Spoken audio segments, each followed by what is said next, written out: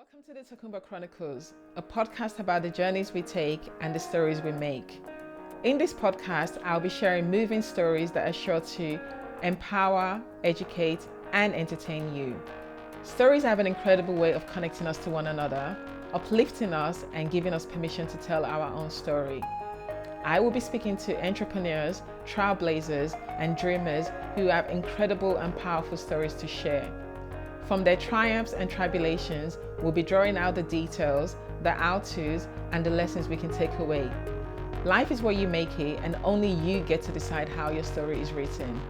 I hope by sharing these stories with you, you will live inspired and equipped to live yours out unapologetically.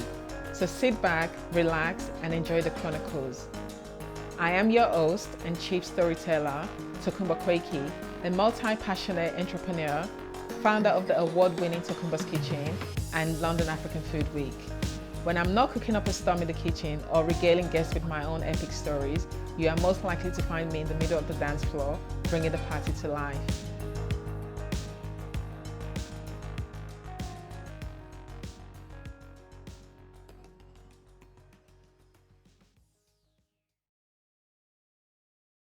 Welcome back to episode 10 of the Tokunbo Chronicles podcast.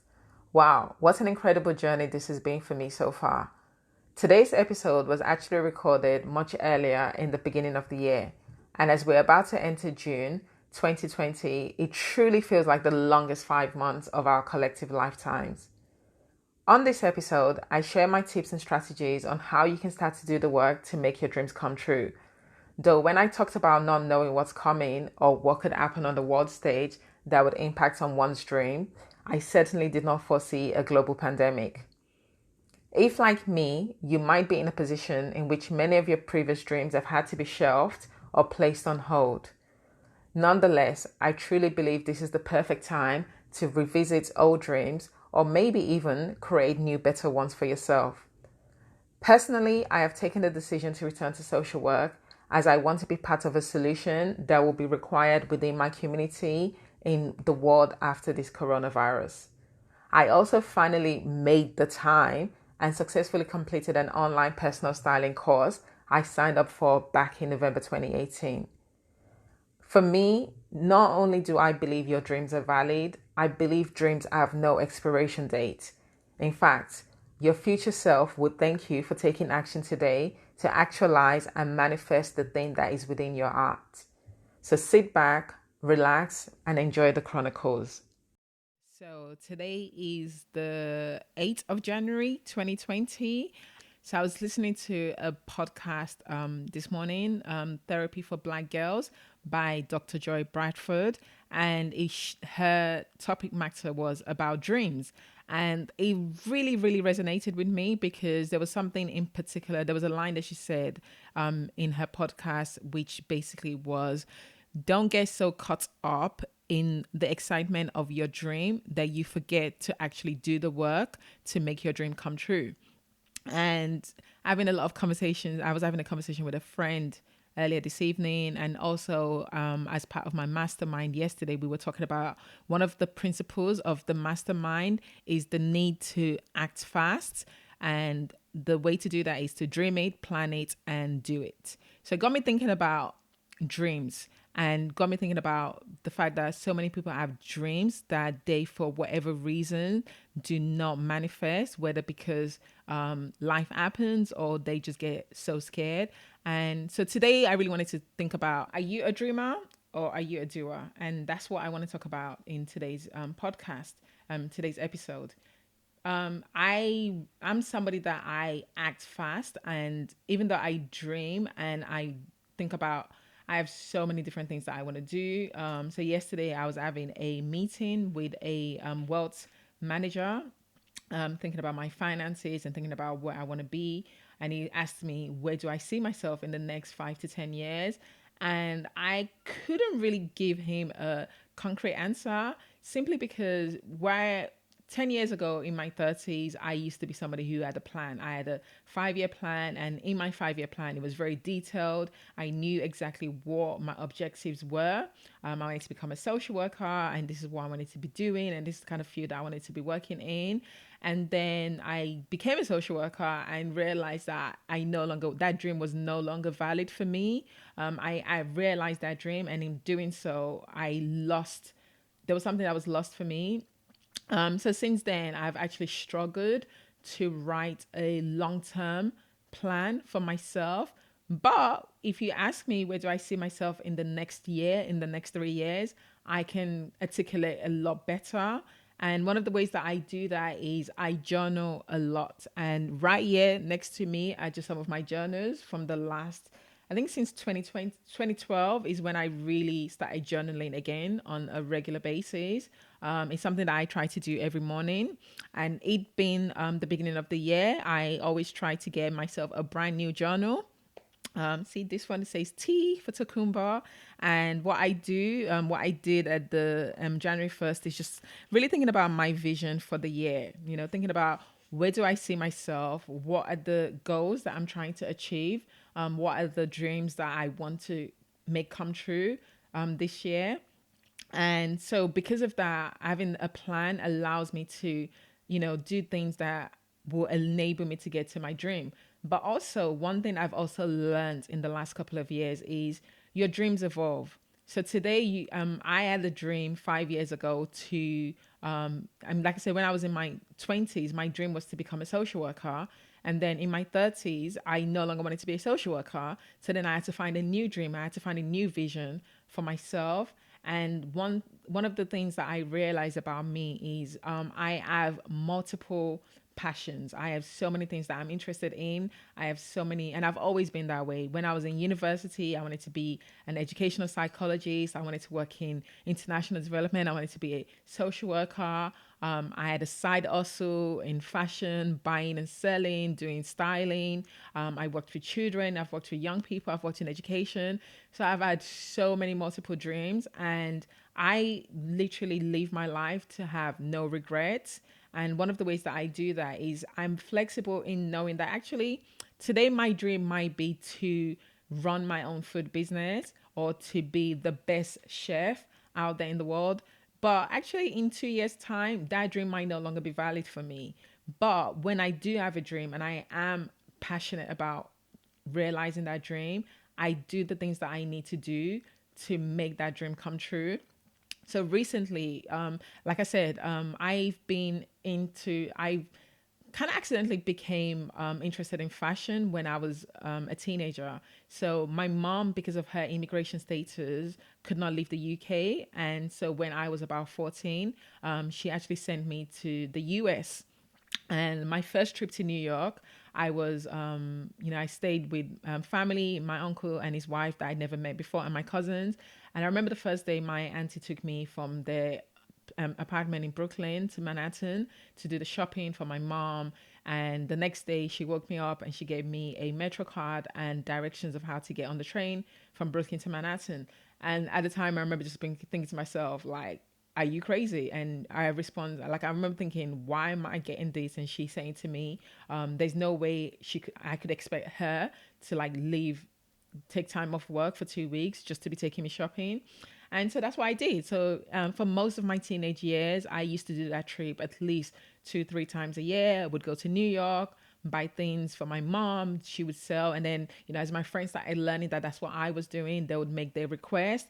And then I would buy things that I think, would be people in the UK, in London, my friends and other people would like. And so even though whilst I was chasing my other dream and I had a full-time job doing other things, I still had that thing of always buying and selling fashion wear. But for a long time, I never considered myself as somebody who was into fashion until about 5 years ago. I remember a mentor of mine, we were having a conversation and she had a project that she was working on and she wanted me to get involved. And it was a fashion project. And I remember saying to her, oh, I'm not into fashion. And she challenged me and she said, how can you say that? Like, you are literally one of the most stylish people that I know. Every time I see you, you always look so well put together. And at the time, I guess because for me, I've never been that person who buys Vogue magazine and I'm, knowing who are the latest designers and knowing, who's going to be on the fashion week or the up and coming designers. So I limited myself in thinking that I wasn't into fashion. But fashion is such a big, big field, and it's such a big aspect of who I am. And so having my mentor challenge me back then made me actually start. And I remember the words that she said to me was, "You are like an onion. There's so many layers of you that's yet to be peeled." And that gave me, I guess it gave me permission to start dreaming a different kind of dream. And at that time, I started thinking about, okay, yeah, maybe I am into fashion, and then trying to figure out what aspect of fashion I was into. And I realized that for me, it's all about styling. I love styling. I love helping. I love putting on I'm fortunate that I've developed a look for myself. But even as I've gotten older, as I've gotten through different stages of my life, my personal style has changed and evolved. I was never somebody who used to wear jeans and a t-shirt. Now I do. That's what I do. I used to have, when I was a professional, I used to have my suits, my shoes, and I had a certain look that I wanted to portray. And as somebody who has a psychology background, I also understand the psychology of colors and the fact that people make judgments about you based on how they, within like 2 seconds of seeing you. So for me, how I show up to the world and how I show up, even in terms of doing this podcast, doing this vlog, anything that I'm doing, I'm always thinking about what, the perception that I want people to take away from the way they look at me. So yeah, I realized that, styling was something that I really enjoyed. And because I do have a good eye for fashion and style, all my life, family, friends have always kind of like informally asked me to kind of like do styling for them. I even remember once when I was living in Washington, D.C., on chasing a completely different dream at the time. And one of my colleagues on the program, a guy from, I think he was from Ukraine, and he always used to come in dressed in suits, and he always had and again, he had a really great style that I loved. And I remember once him asking me to go shopping with him over the weekend because he was trying to get a new suit and he wanted somebody else's opinion, and he thought that I would be that person. And so for me, that was something that I always kind of did informally, but it wasn't a dream that I thought that I could chase, or it wasn't something that I considered would be something that I would want to do. So yeah, in 2015, I was in the process of, really thinking about starting a fashion business. I think in one of my journals, I actually even wrote a business plan for my fashion brand, my personal shopper brand, and this is what I was going to be doing. And I reached out I remember sending emails to my friends and my network to say, hey guys, this is what I'm doing now. If you have anybody that you know who you think might benefit from working with me, send them my way. And then I found myself starting a food business. And the interesting thing about the food business for me was, and again, it comes back to that thing of having multiple skills and having multiple dreams that you want to actualize. Food has been a big part of my life. It's been a big part of who I am, especially in terms of my identity, in terms of how I've expressed my identity. So I was born here in the UK. Tokunbo actually means somebody or something that came from over the seas. So I was born in London, but my mom took me back to Nigeria as a baby. So I lived in Nigeria for the first 9 years of my life. And I think that experience really shaped my taste bud and had such a big impact on who I've become and the woman that I am today. So even when I came back to the UK, I believe I was about 9. I still really preferred Nigerian food over English food and British food. And if anybody's tasted Nigerian food, you understand why. And so, in the process of in 2015, when I was I'd left social work, and I remember I went through a period of about a year of just trying to figure out what I wanted to do with my life. Having a lot of conversations with my mentor, doing a lot of journaling, and just reading a lot of personal development books, trying to figure out what is the thing that's going to bring me joy. And I had 3 things then that I realized were the things that kind of bring me the most joy. And it was food, fashion, and fostering. And so whilst I intended to start a fashion business, I ended up starting a food business. And looking back now, I'm actually grateful that I had that process of doing that.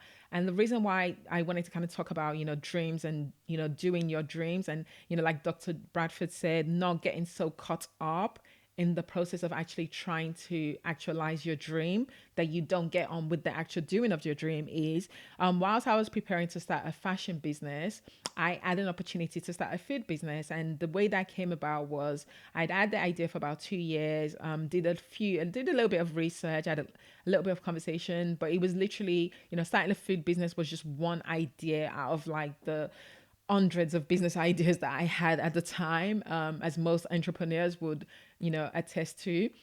And I remember going to a festival in the summer of 2015 and queuing up for almost 2 hours waiting for jerk chicken. And that same evening, I went home and I Googled how to start a street food business. And 5 weeks later, I found myself trading at Africa Utopia Festival, operating a food store. And the reason, and again, for me, I didn't really consider that to be a significant thing. I didn't realize that this is something that wasn't something that most people are able to do.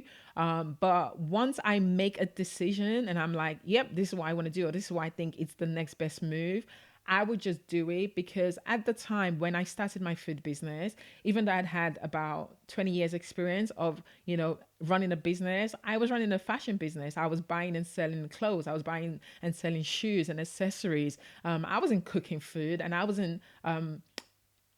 didn't know how to operate a street food business, which is what I initially started off doing. But what I did do was I asked questions. So I did my market research between the moment when I made the decision and I went home and I Googled how to start the street food business and I got the steps of what I needed to do. I took those steps. So, I remember the first thing being like, oh, needing to register with the local authority. So I did that. I, got my food hygiene training. I made a decision that this is something that I wanted to do. And I got on with the actual doing of actualizing my dream. And 4 years later, when I think about all the opportunities that I've been afforded to me because I took that step, that initial step, when I think about the opportunities that I've been able to create for myself, for my business, and the way I've been able to kind of like really grow my brand, I realize now that I needed to take that first step. I needed to have just got on with it rather than worrying myself about is this the right dream or am I making the right decision? And it's like Steve Jobs said, you can't always connect the dots looking forward. It's only when you look back that you can realize that, okay, it was this making this decision or doing this action or taking this step that led me to where I am now. And that's where I am. I've, for the last so even after like 3 years of running my food business, I got to the point where I felt that, and I remember at the beginning of my business, I was talking to a friend and he asked me if I would ever consider selling my business. And, we were making a joke about it. And, he was like, oh, would you ever sell your business? And I remember saying to him, of course I would. For me, I knew even then that this food business was not going to be my forever thing. As somebody who, even before, in fact, running my food business has been my longest job on my CV. My previous careers, I think the longest job I had was a year.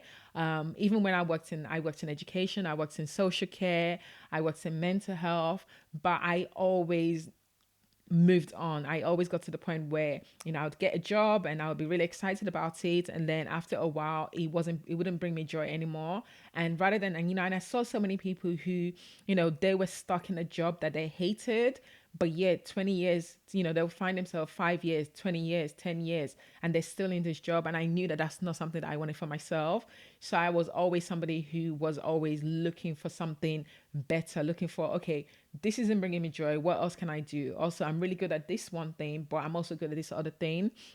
So I've been running for the last, at the end of 2018, I got to the point where I was starting to feel like, okay, my food business wasn't giving me that joy that I felt initially. And also I felt that I'd gotten to the point with my food business where I guess I was kind of like at the growth stage where I wasn't a startup anymore, but I, was going through the pains of growing the business and then really considering. And also when I met people and I would introduce myself and I would say, yeah, I'm a chef, I run a food business. The first question I would get would be, oh, are you planning on opening a restaurant?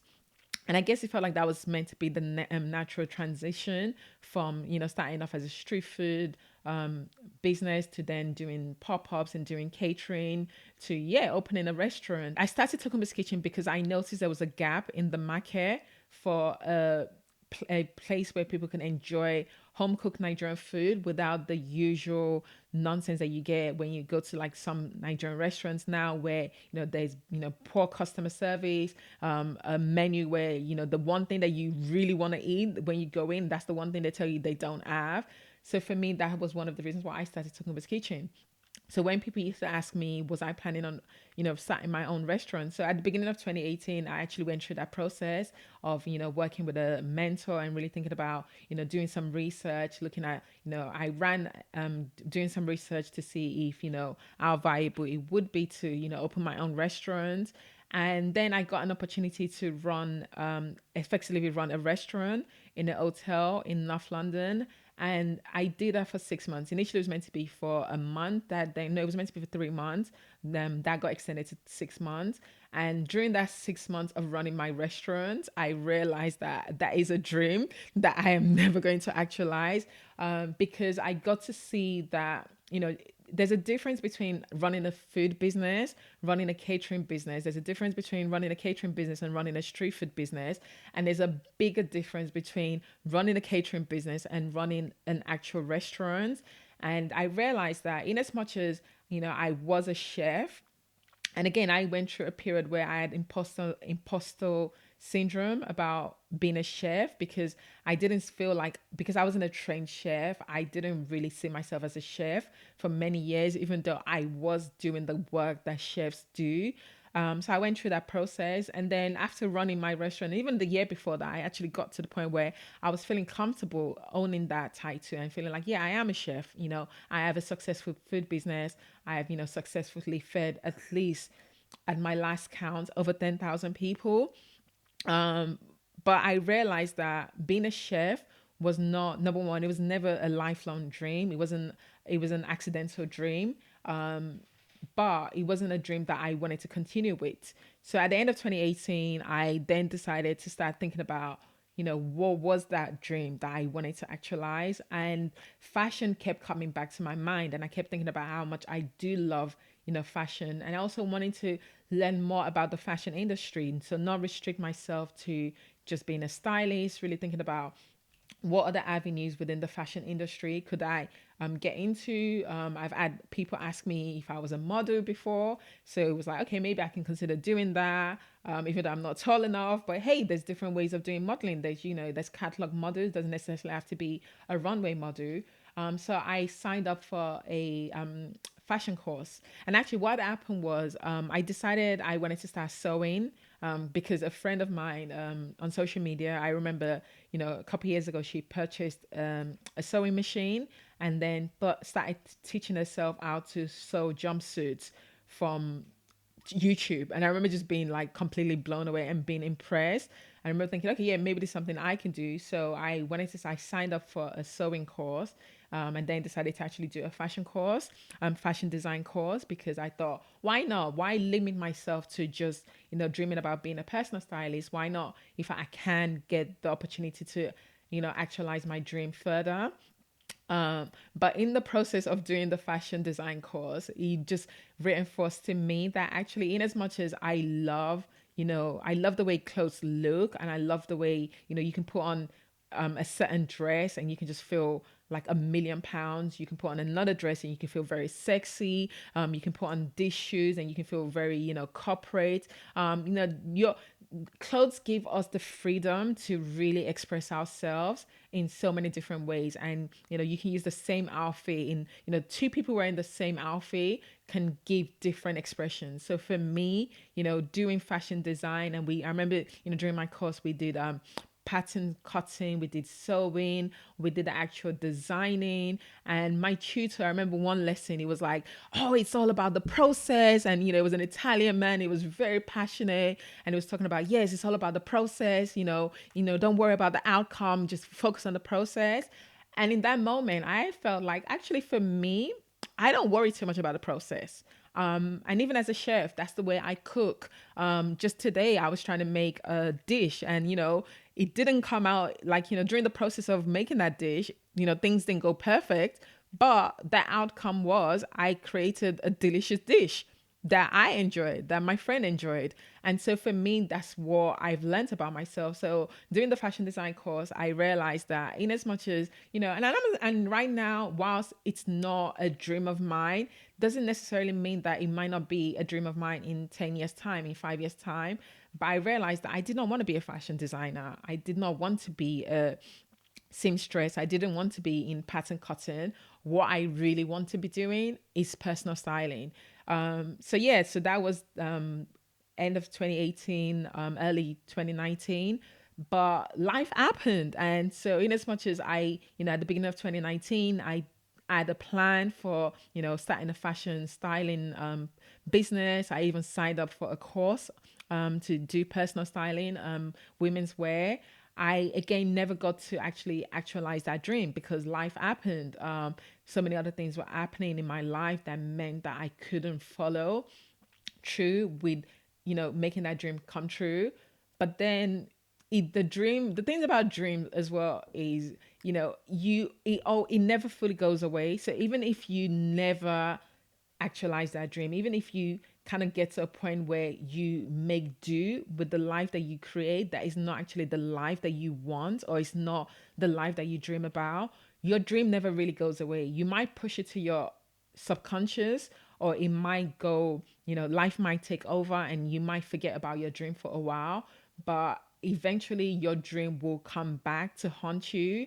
And I was reading recently, there was a lady who used to be a nurse in a hospice, and she wrote a book based on her experience of working with so many hundreds and thousands of people who eventually passed away.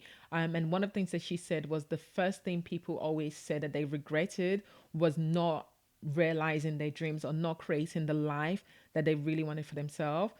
So for me, I'm the kind of person where I dream a lot, but I also get on with the actual doing of my dream. And so now, here we are in January 2020, 5 years on from when I made that decision that actually, yes, I want to go into fashion, and I want to give myself the permission to not restrict myself and say I'm not into fashion. I am into fashion. I am passionate about fashion, and I might not be the person that's buying Vogue magazine, but there's other ways of loving fashion without necessarily consuming fashion the way some people expect you to. So now 5 years later, I'm at the point where I took a decision that actually this is the year that I am going to actualize my dream to be a personal stylist. And since I made that decision, it's like the line that in The Alchemist that says, when you have a dream, the universe will conspire to make that dream come true for you. Once you have a vision for yourself or your life or what you're trying to do, and you have this dream and you make that decision within yourself that this is what I want to do, and this is one of my favorite podcaster, Elaine, she has a podcast called Support is Sexy, and I really love Elaine because one of the things one of the lessons that I've learned from Elaine is, don't worry about the how. Don't focus too much on the how this is going to happen. Just take the steps, and then eventually the how will reveal itself. And so I a couple of weeks at the beginning of the year wrote out my intentions for the year. And one of my intentions was, see if I can read it out to you. Creating a business that I love and I'm passionate about with Styled by Talks. And then I started thinking about some of the other plans that I'd had last year, which was, attending the Fashion Week here in London, and also possibly going to New York for the Fashion Week out there. And a couple of days ago, I came across there was a tweet, somebody had tweeted about, fashion PR that was looking for some somebody to work with her to do London. I think actually it was actually Paris Fashion Week, even though she's based in New York, and it was like travel and expenses are covered. I remember thinking, oh, it's such a shame I'm not in America because I would have so applied for that job. But still, I started following her, and then yesterday, she was tweeting about something else, and I engaged with her. She started following me. When I tell you, I have never slid into somebody's DM as fast as I did yesterday. I just shot my shot. I sent her a message and I was like, hey, I've seen that this is what you're doing. And, for me, I've made a decision that I want to be involved in fashion. And, I have family in New York. I would love to come to New York and maybe do some internship and maybe do some voluntary work, or if there is space to get paid, excellent. But if there's no opportunity to get paid, just to immerse myself in that space and just to be a part of the New York Fashion Week and the opportunities that I can create from that experience, or just the learning that I can take, and just learning to say, okay, this is something I want to do. I actually maybe get in that experience and realizing that this is not something I want to do. So I shot my shot. And guess what? She responded and she said, yeah, she's got a couple of shows in the fashion week, and I should send her my contacts and see what's going to happen. And even though right now that even though I haven't attended New York Fashion Week, the fact that I have had this intention for a couple of months, the fact that this opportunity has now come up, and the fact that I wasn't afraid to take that chance to just like say, hey, this is me, this is who I am, this is what I'm trying to do. How can you help? And the fact that she is open to possibly helping me, that is just the universe reassuring me that I am on the right path to actualizing my dream. And it goes back to that thing about not just being a dreamer, but actually doing things like taking steps, whether it's, doing research, whether it's reaching out to people in the space of where you're trying to get to and trying to find out. And I know right now there's a movement of like, people saying, oh, they don't like when people reach out to say, let me pick your brains. I disagree. I literally love, I love sharing what I know. That was one of the reasons why I wanted to start this podcast and start this vlog and just, create this, the Tokunbo Chronicles. Because for me, what's the, knowledge is power only when that knowledge is shared. So I love the opportunity to like share what I've learned as a business owner, as an entrepreneur, as a mom, as a sister, whatever it is. And I feel like we all have, amazing stories, and we all have amazing experiences that we can all impact onto other people. So I have never been afraid to reach out to people and ask them if I can meet with them, and if I can, learn from them in how they're doing what they're doing, if that's what I'm trying to do. Even when I started my food business, I remember, as I said, initially started off doing street food. And then a couple months later, I remember seeing a couple of my competitors doing something called pop-up. And at the time, I didn't really know what a pop-up was. So I did some research and I thought, okay, you know what? I love the concept of this. A pop-up essentially is, it's a way for a startup business to create a presence in the market. And for me, what that involved was, popping up in different places where I'll be like, hey, this is Tokunbo's Kitchen, this is a menu, this is what I'm doing. And people would buy tickets and come along to one of my events. And it was just like creating brand awareness, but also getting myself into the marketplace. And at the beginning, when I decided I wanted to do a pop-up, and this was, I believe, in 2016, again, I set an intention at the beginning of 2016, and I, sat down with my friend who works in marketing, and we talked about the different ways that I can create a buzz around what I was trying to do. And my intention at the beginning of 2016 was to do 4 pop-ups a year, to do supper club, so do one every quarter. And so I reached out to some of my competitors, and I literally was like, can I meet with you to find out how you are doing what you're doing and how I can learn, even, if there's an opportunity for me to come and work with you, to study from you or shadow you, or, just kind of learn from experience. Because I am a big advocate of do not reinvent the wheel. Like, if there's something that you want to do, if there's something that you want to learn, if there's something that you want to try, there are millions of examples of somebody else already doing that same thing. I don't think there's anything in this world that we do that has never been done before. It might be that it's never been done this way before, but somebody somewhere else has done something similar. And so for me, that opportunity to like shadow somebody else or learn from somebody's experiences is like, yeah, don't reinvent the wheel. Life is all about copying. Like, for me, it's what I say is don't just copy and paste, copy, adapt what you're copying to your particular situation, put your flair on it, put your twist on it. So even though when I started my supper clubs and I started my pop-ups, if you attended my supper club and you went to my competitor's supper club, even though I sat down with my competitors and they gave me tips about how they were doing what they were doing, when you came to my supper club, it would have been a completely different experience, because what I did was I didn't just copy what they were doing and paste it to my situation. I copied it and I adapted. I copied from them. I took from this person, I took from that person, and I, adapted it to me, to fit my style, to fit, my brand, to fit what I was about and what I was trying to do. And then I pasted. So copy, adapt, paste. That's a life lesson. Trust me. If you learn to start operating life in that way, I think it would just make such a big difference to you.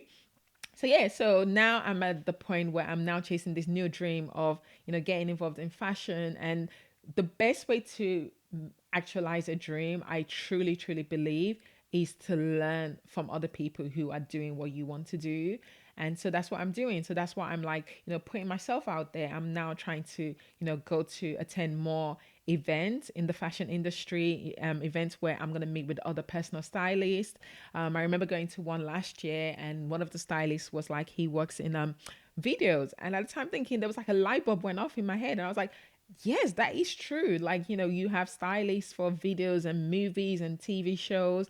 And before attending that event, it wasn't something that I'd actually really considered. So going to that event and meeting with him, and again last year I actually got the opportunity to shadow him on a music video set. Again, it was kind of like it gave me something else to dream about. So now when I'm watching TV shows and I'm watching movies, I'm not just watching it for the enjoyment. I'm looking at the costuming. I'm thinking about like, the stylist and how they've put this look together, and, how they've created this look for this character.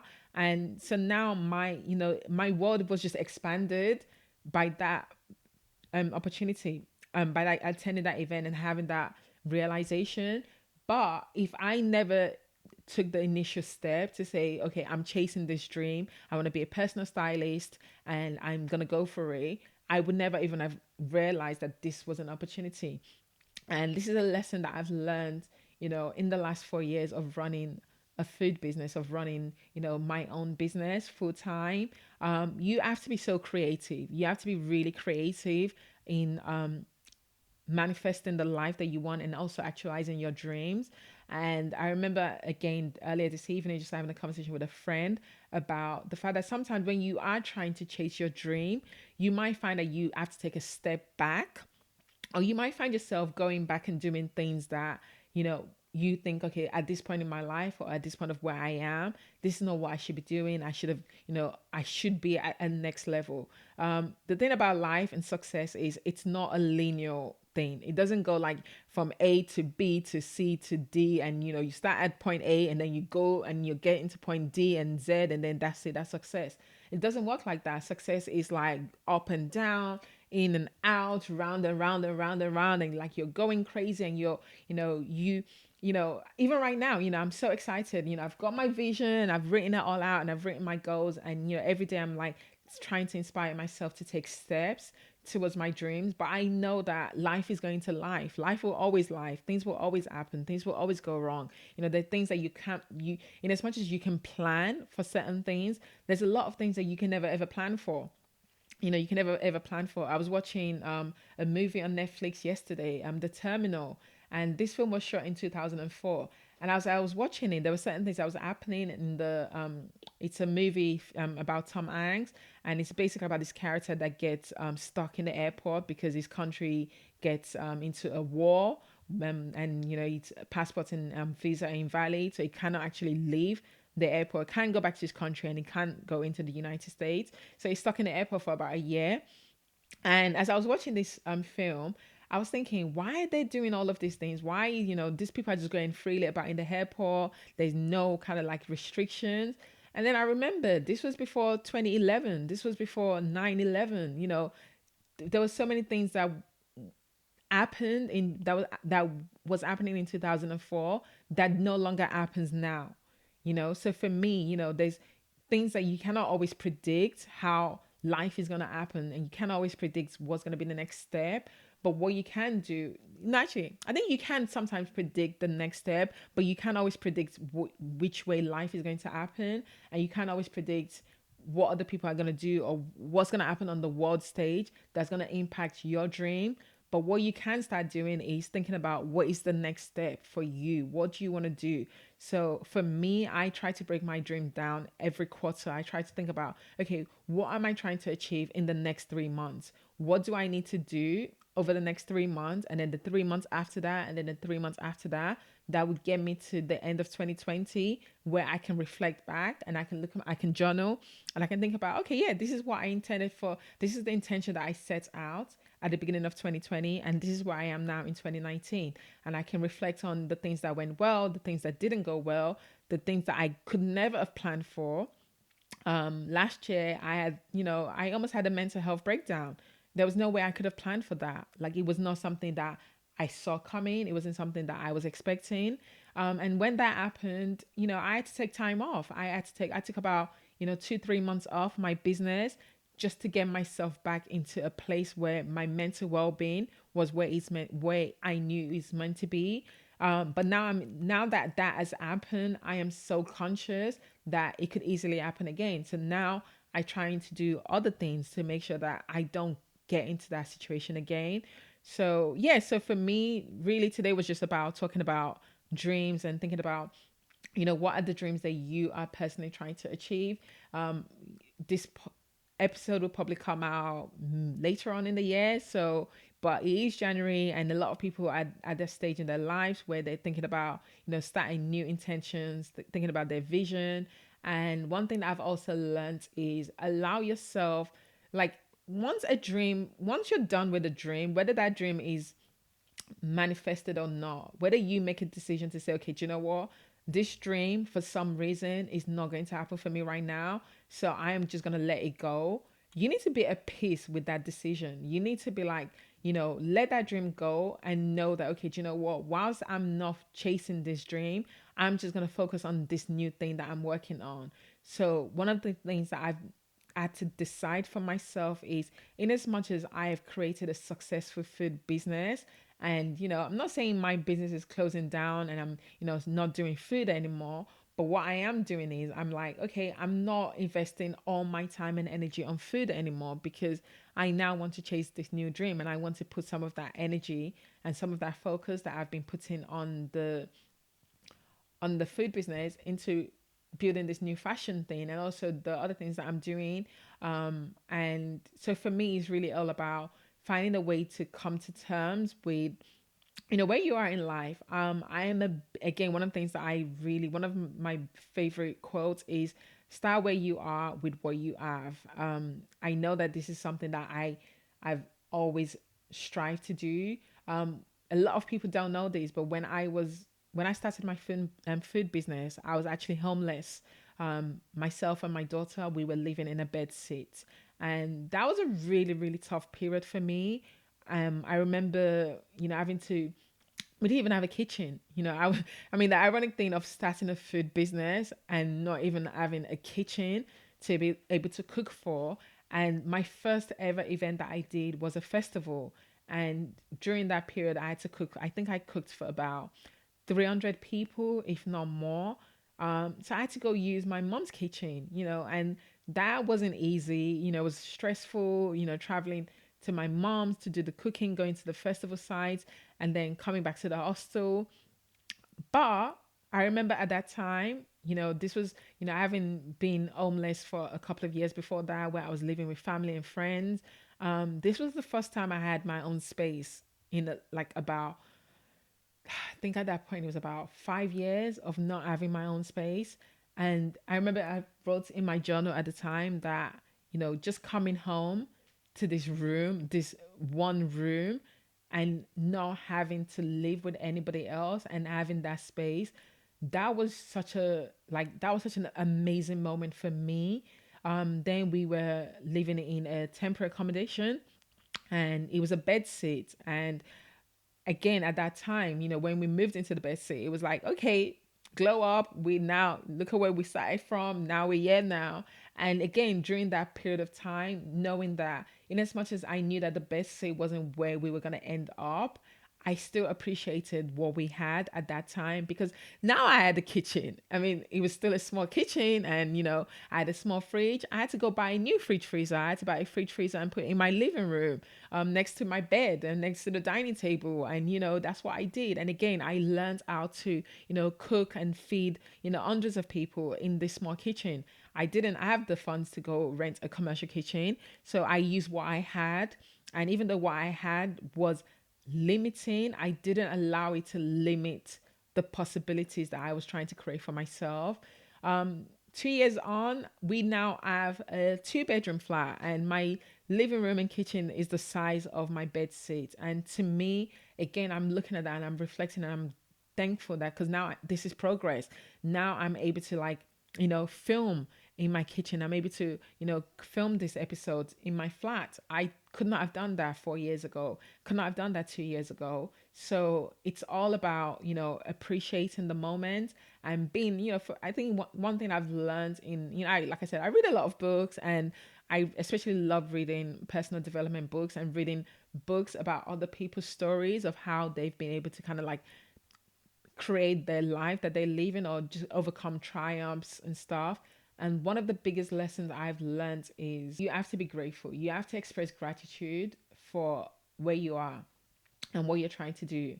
And for me, I'm always, whilst I'm chasing after my dreams, and I know that, in a year's time, in 3 years' time, I'm going to be, even my glow up is going to be so bright that, oh my gosh, it's going to be incredible. But in this moment, I am grateful for where I am. And that's one of the other things about journaling. Like, I read some of my old journals. I read about my journals from 2012. I read my journals from last year, and I reflect on the fact that I'm continuously making progress. And yeah, sometimes it might feel like you do have to take a step back, and you might find yourself having to, like, you know, take a side also. I whilst I was running the food business full time for about 3 years, now I'm deciding, okay, do you know what? I'm trying to build a new business, still trying to sustain the existing business, but because I'm not putting as much energy into the food business, I'm losing income. So I need to find another job to make more money so that I can carry on chasing after my multiple dreams. And if that means I need to go back to working in McDonald's or working in Sainsbury's or whatever it takes to make my dream come true, then that's what I'm gonna do. A lot of people find themselves in situations where they think, I can't do that, and I don't believe that. I literally feel like people limit themselves when they say I can't, because whatever you say is what happens. Whatever you say is what you become. So when you say things like I can't, what you're telling yourself, what you're telling the universe is, it's not actually you can't, you just won't. And I feel like it's sometimes people don't chase after their dreams because it's not, whether they don't think the dream is valid or they just don't believe enough in their dream to think that, okay, do you know what? Yes, I've got this amazing job, or I'm working in Google, or I'm doing this. But actually, what I want to be doing is I want to be doing life coaching. So whilst I'm working in Google, I'm going to start, I'm going to go to a coaching academy and learn how to be a life coach. I'm going to start slowly building up my coaching business. And again, I like I said in my episode with Alex, I don't believe everybody should be an entrepreneur. I don't believe everybody is an entrepreneur. I think, some people are entrepreneurial in spirit. Some people have an entrepreneurial mindset, but not necessarily have the ability to convert that into action. Some people are business owners. They just want to have one, small coffee shop in their local town where, they go in every day and they serve the community, and they're perfectly happy doing that. And there's nothing wrong with that. And other people want to, open Starbucks. They want to be the next Starbucks. They want to be the next Uber. They want to be the next, Facebook. Um, Other people want to create a social enterprise where they're actually making an impact in the lives of other people. Your dreams are your dreams. Like my favorite, Queen Lupita said, your dreams are valid. Your dreams are your dreams. And listening to Dr. Bradford this morning, there was something else she said, and that again I really loved, and it was basically along the lines of, you don't necessarily have to tell your dreams to other people, especially because, a lot of times when we share our dreams, people might not be in the space to receive the dream, or they might not, because of other things that they have going on, they might not be able to give you that same level of joy and excitement that you feel about your dream, or share that joy that you feel about this dream that you're trying to do. So for me, what she was saying, one of the things that one of the things that I believe is, sometimes if you don't have the kind of right support, or you're not in the space where you can block out other people's noises about what you're supposed to be doing and what you should be doing, then don't share your dreams with people. Don't share your dreams with the people who are not in the space for whatever reason, and whether it's good or whether it's because they have good intentions for you or not. Don't share your dreams with people who are not going to hold you accountable to those dreams. One of the reasons why I am so, comfortable in sharing my dreams even before it's manifested is because I know that I am strong-willed enough to be able to, I don't have to explain to other people. Like, last year when I was going through the turmoil, and I was thinking about, okay, I want to, stop this food business or pivot and not do this food thing. I had so many people telling me, oh, don't give up, don't do this like that. And I was like, thank you. But you know what? I learned to block them out. I learned to, focus on what I believe is best for me and what I believe is best for what I'm trying to do in terms of chasing my new dreams. But one of the reasons why I do feel comfortable sharing my dreams to the, hundreds, thousands, maybe millions of people that might be, watching this, listening to this, is that I want to be held accountable.